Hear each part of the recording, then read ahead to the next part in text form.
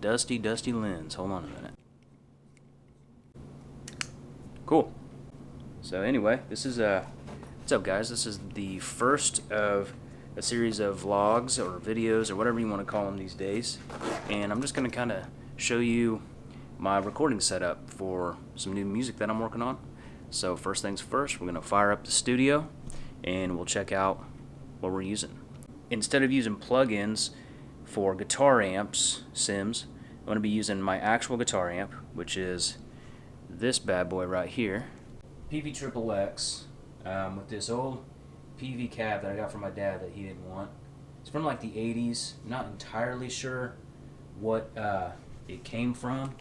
So far, I was liking this old Shure SM57, which is a classic, of course. Got that right there.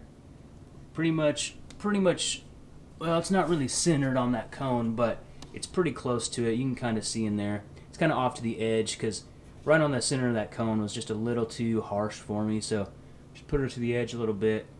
Still gets that bite, but it's not too much.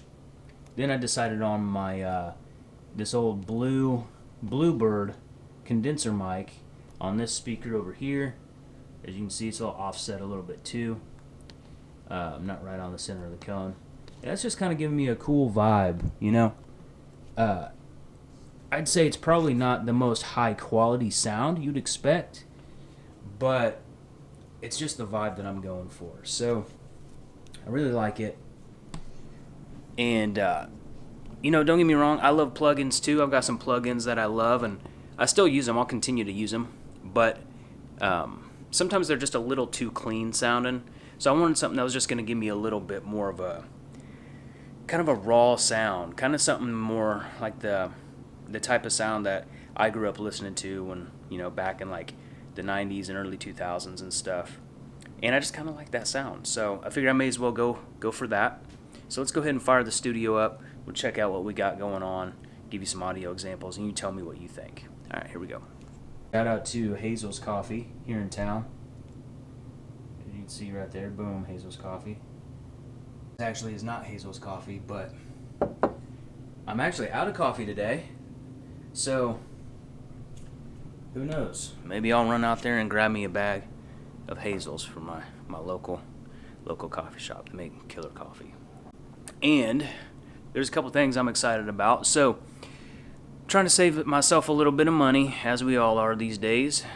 I just recently canceled my Steven Slate plugin subscription. I love it. I think they're great, but I just don't really think I need them right now. So it's $15 a month. I know that doesn't seem like a lot of money. To me it is. I like to just save that money because I could just put it towards some other things at this moment in time. Interestingly enough, some of the stuff that I really like about that plugin bundle, specifically the Kilohertz bundle, all of those plugins are now free. And I don't know how long they've been free. Maybe they've been free for a long time. Maybe they've been free since their inception. I really don't know.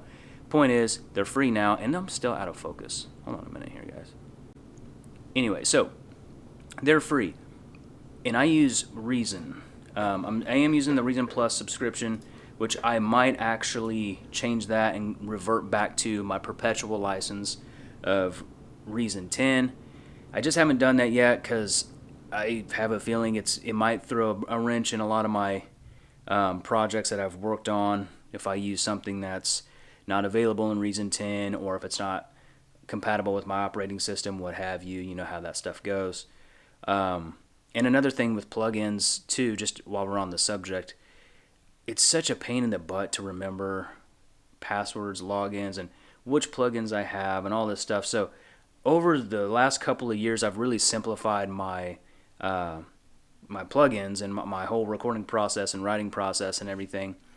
And I'm just trying to really get to the basics and not really rely on too many plugins, and not even think that I need a whole lot of plugins, because you just don't. In this day and age, you just don't. And again, I'm not throwing shade at, I just said throwing shade, nobody says that anymore. But I'm not taking shots at Slate, because I love those plugins. I love using them. I love the way it's laid out. They sound great. They're very, they're great. But like I said, I just don't think I personally need them at this moment. So I'm going to take a break from the subscription, save myself a little bit of money. That was another downside. I'm like, man, I'm working on these songs and I've got these mixes going and I like them, but I have to have those plugins if I want to continue to work on those mixes like that.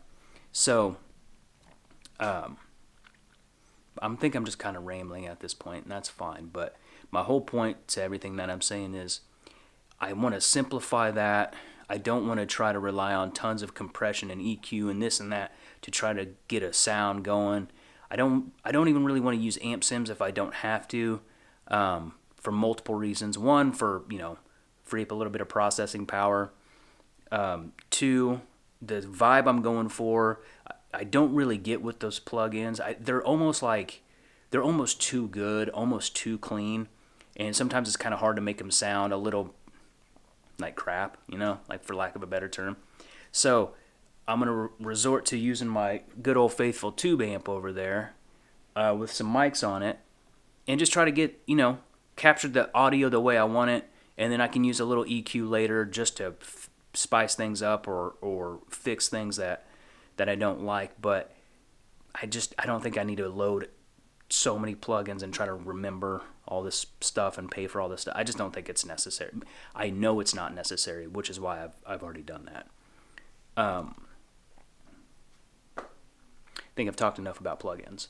I'll show you a snippet of something I've been working on here. This might change too. I don't know. I don't even know if I'm going to keep this song the way it is. I'm still in the writing process. As you can see here, I've got some guitar tracks. Those are the XXX recorded guitars. And I did do some of this stuff on different days and possibly with different mics. I'm not sure what mics I used there, but I know down here it looks like there's a couple tracks of the Bluebird, a couple tracks of the 57. So I try to keep those kind of organized. And again, this is all just fun experimentation. Let's give you a little sneak peek of what we got going on here.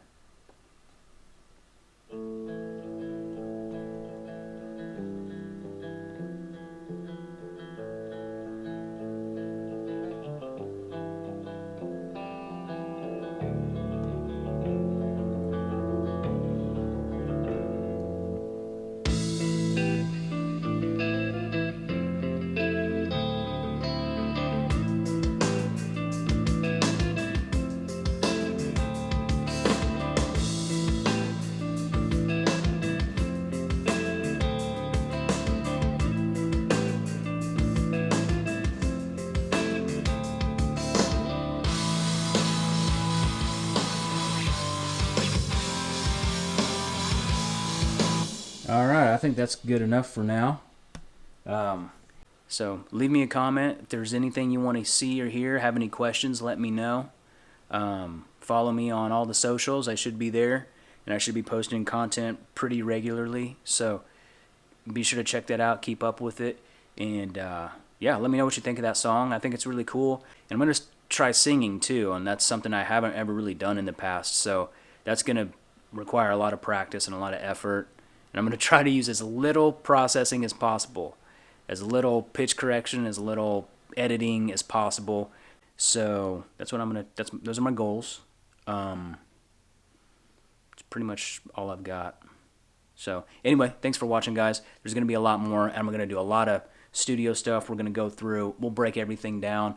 I'll start showing you how I'm recording my guitars, how I'm recording vocals, probably how I'm doing drums, how I'm doing bass. Yeah, guys, just let's talk. If you have anything you want to talk about, hit me up, send me a message, or leave a comment, and we'll chat it up. So thanks for watching, and we'll catch you in the next one. Peace.